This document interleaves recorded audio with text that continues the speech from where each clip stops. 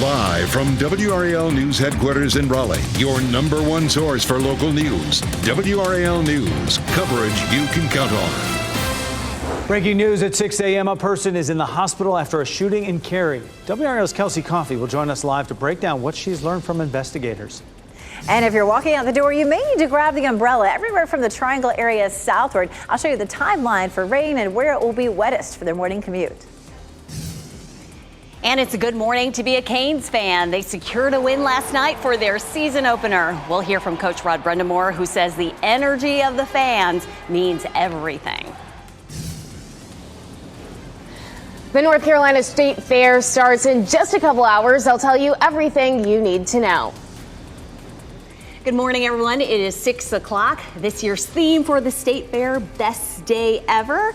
Why not make today your best day ever? We hope to contribute to that. No pressure. Good morning, everyone. I'm Renee Chu. And I'm Jeff Hogan. Great to have you along. It's the best night ever for Canes fans as well, kicking off the season.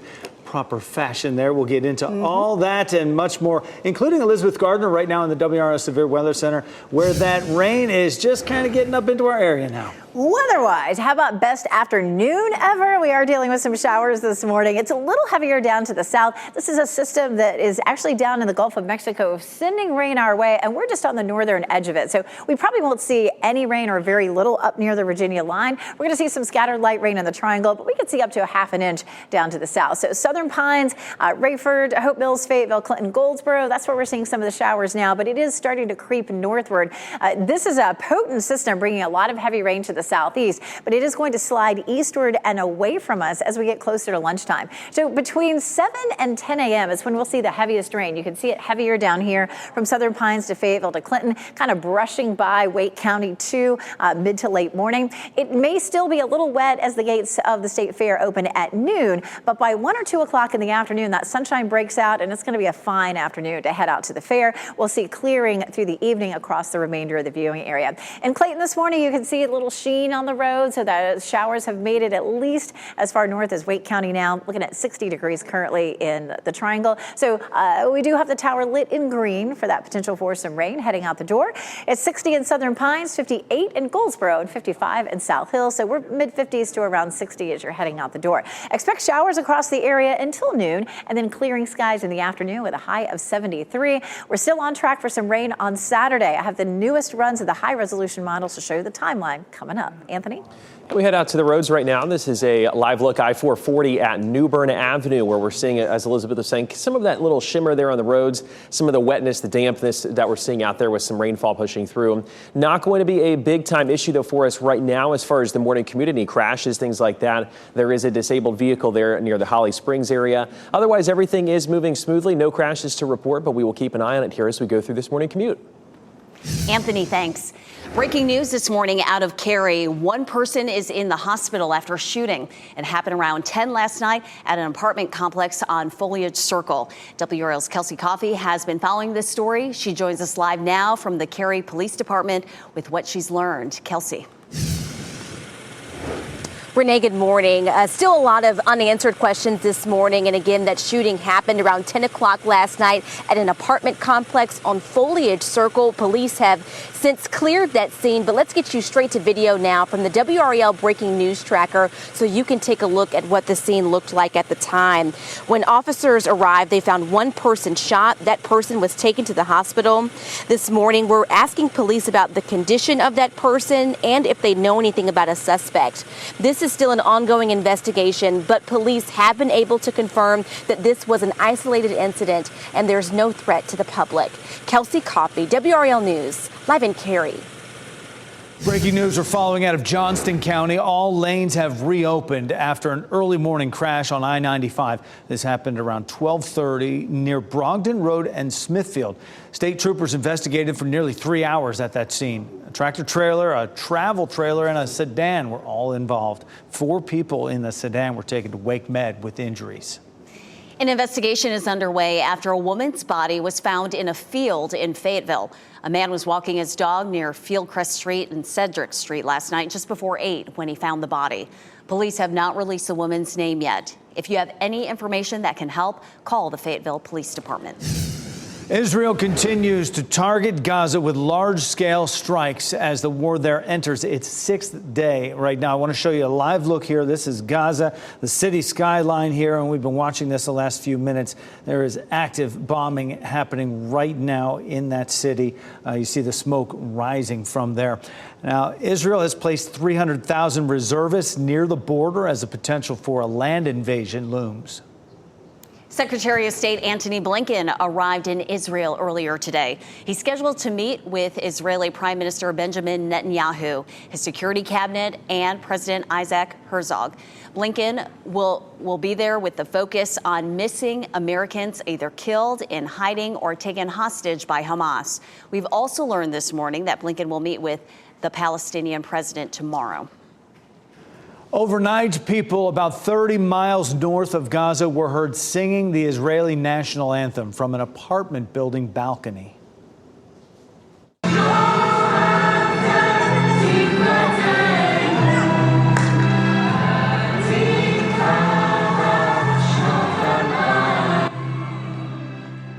Video shared on social media shows several lit windows there in apartment buildings as that anthem was played loudly and people were singing along. The last verse was followed by a round of cheers.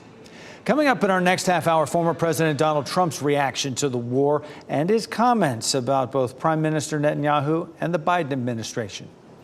Back here at home, Lieutenant Governor Mark Robinson announced he will host a special event today while serving as acting governor. Governor Roy Cooper is currently traveling out of the country, and under the state constitution, Robinson becomes acting governor in his absence. It's not clear what Robinson plans to do at today's event. However, we do know that it's happening at the state legislative building. Robinson is running to succeed Governor Cooper. The wait is over. The fair is finally here. Gates for the North Carolina State Fair will open in just about 6 hours from now. WRAL's Destiny Patterson joins us from the fairgrounds live this morning with what folks need to know if they're headed out there to the North Carolina largest annual event happening. Destiny? Well, Jeff, of course, the gates open here at noon, so we're just about a few hours now counting down the moments. Of course, it's dark right now, but pretty soon this will come to life and it will be completely lit up just like this sign that we see here.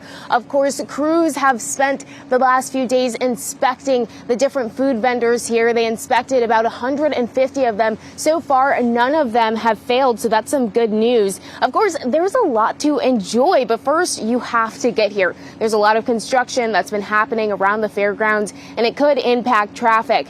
To help ease backups, new ramps along I-440 are open at the Wade Avenue interchange. On Hillsborough Street, crews are working to get all 4 lanes between I-440 and the new connector to Blue Ridge Road open. This will help with traffic to and from the fairgrounds while events are held at PNC. There's also free parking that's available off-site. You can just hop on a shuttle and it'll bring you right to the gates. So there's a lot of information here, and you can check all of that out in our State Fair Guide on WRAL.com. Destiny Patterson reporting live here in Raleigh, WRAL News. Thanks, Destiny. Also, remember to look for our tent. It's on the northeast side of Dorton Arena. Easy to spot, faces Restaurant Row right there. Mike Mays and Keely Arthur will be out there this afternoon, 2 to 3 o'clock. And then tomorrow, Renee and I will be out there, followed by Lena Tillett, Dan Haggerty in the afternoon tomorrow. You can find a full list on WRAL.com. Just search fair. 7 seconds left in this PK. Slavin with it, and he scores! Shorthanded! Caniacs are waking up ecstatic after the Hurricanes opened their season with a 5-3 win over the Ottawa Senators. Brady Shea and Jacob Slavin scored in the third period to break the 3-3 tie. Captain Jordan Stahl led the way with a goal and an assist. Head coach Rod Brundamore says the crowd at PNC Arena last night was electric. You know, every year you start fresh, but just the enthusiasm from the crowd here it's game one. We got 82 more of these and 41 or whatever it is, 40 more home games, and that was electric in here, and those are special moments really when it's like that. That was great. A great way to start the season. The Canes will be in Los Angeles this weekend to take on the Kings. That game is happening at 10:30 Saturday night. Now, coming up in our next half hour, we have reaction from fans after that awesome season opener for the Canes. Happening today, we'll get more insight on where the economy stands. The Consumer Price Index report is due out 8:30 this morning. This new data will look at information from the last month. Today's report comes just a day after the Producer Price Index was released. That showed wholesale inflation rose by 0.5 percentage point in September, which was more than expected. 6:09, much more to tell you about. A woman charged with homicide in connection with a deadly drug overdose will be in court today. Straight ahead, we hear from experts on why cases like this are so hard to prosecute. And scary moments for a hunter in Wisconsin. What would you do? This bear starts to climb the tree stand that he is in. And went around the tree and started climbing up towards me, and I'm shaking. You can see in the video my legs are just shaking. Oh, yeah. Coming up, we hear from this hunter about a face-to-face encounter with a 300-pound bear. You're going to have an encounter with some rain this morning, especially in our southern counties. Coming up, I'll show you Futurecast and who will see the most rain during the morning commute. As you get into your car, tune to WRAL News Plus on your radio. In Raleigh on 99.3 FM. In Durham, 96.5 FM. And everywhere on 101.5 HD3.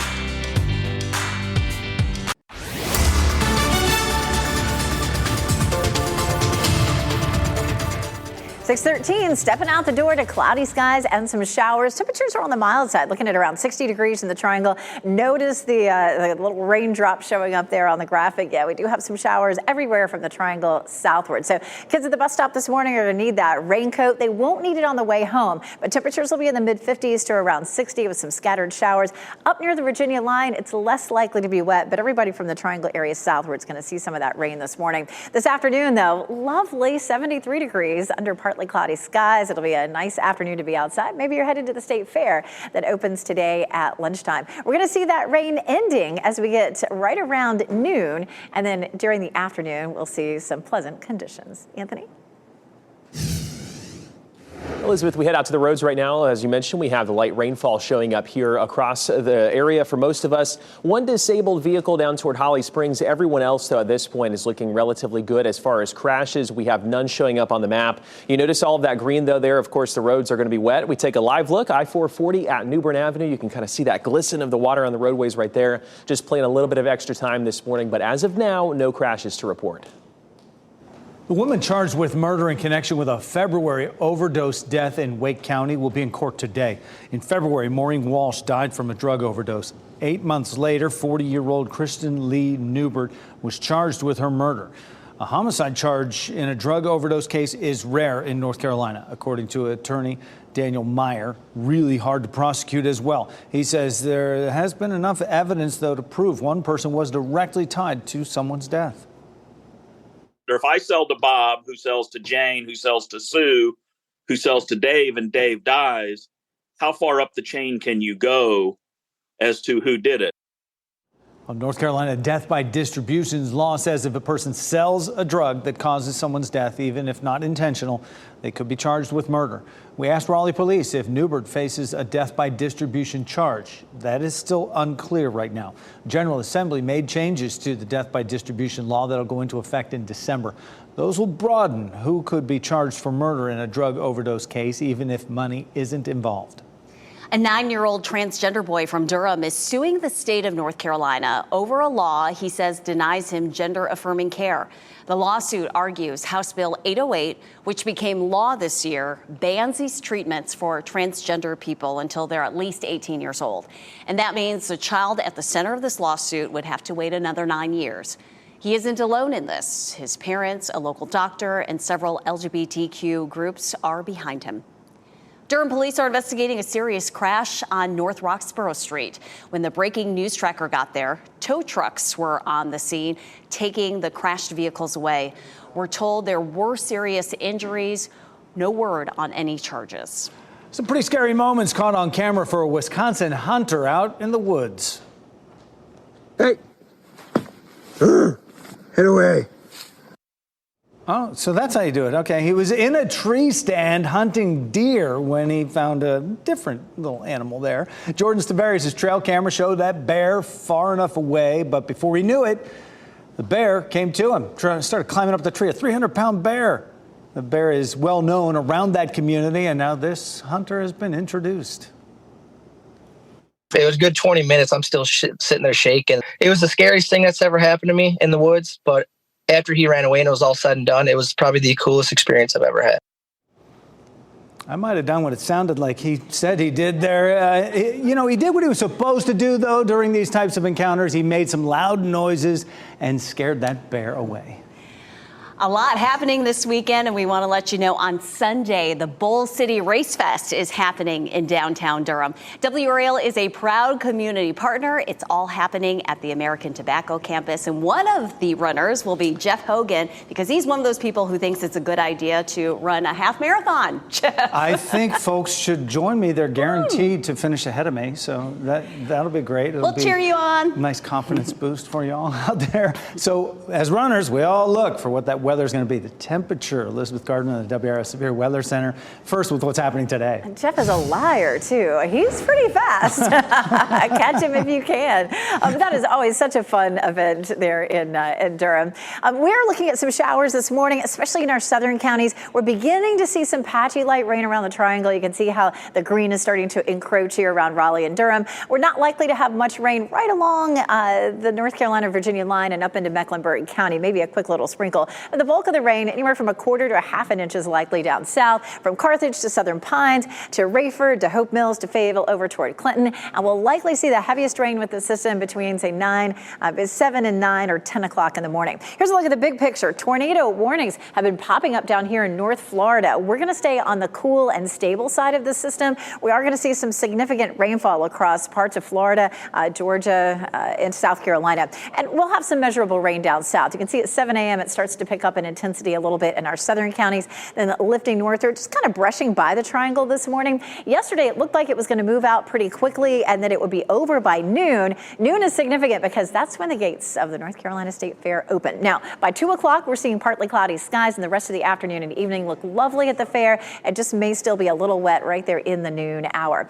We take a look at Fayetteville. It is definitely wet there. That rain's coming down right in front of our newsroom. And Chapel Hill, we're starting to see some showers, starting to get a little bit damp in Apex and Goldsboro. So starting to see that rain working its way northward. That's new just in the last 15 or 20 minutes. It's not the only rain that we'll see this week. On Saturday, most of the day looks wet, and we do have some cooler air that comes in on Sunday. And Sunday looks dry. It's just Saturday looks a little messy. Friday's going to be beautiful. We'll see clear skies. This is 5 o'clock on Friday. Overnight Friday night, we see the clouds thickening up, and that rain starts pretty early on Saturday. At 8 a.m., it's starting to work its way into the viewing area. We're going to see it, the heavier rain to the north on Saturday, but we're going to see showers really anywhere, and that's going to continue into the afternoon as the cold front comes through. That new high-resolution look shows those scattered showers for us in the morning, and then the long-range model shows that rain continuing through Saturday evening. And then Sunday, we clear things out. It's possible that we would cloud up late in the day with a sprinkle late on Sunday, but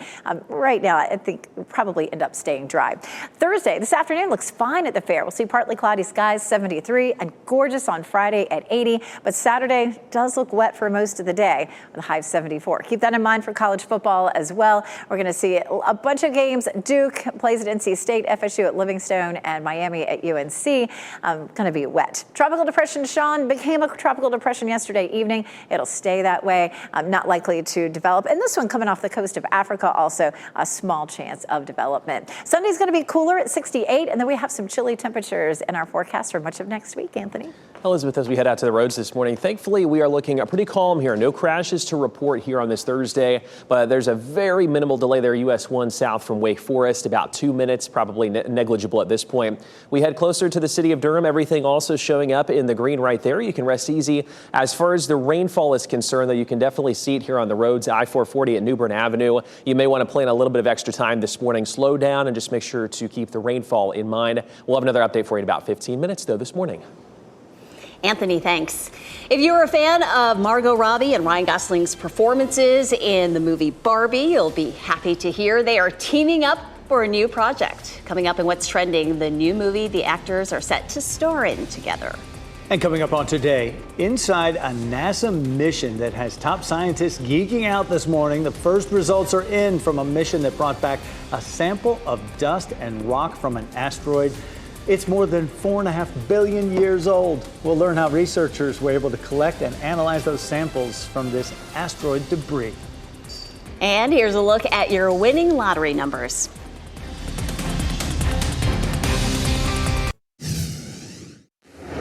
Happening right now in the WRAL Live Center. Just before the break, Elizabeth was talking about that severe weather down in Florida. This is new video just into the newsroom of Clearwater Beach, where officials are saying a possible tornado did touch down there overnight as storms were moving through the area. Luckily, there are no injuries reported so far.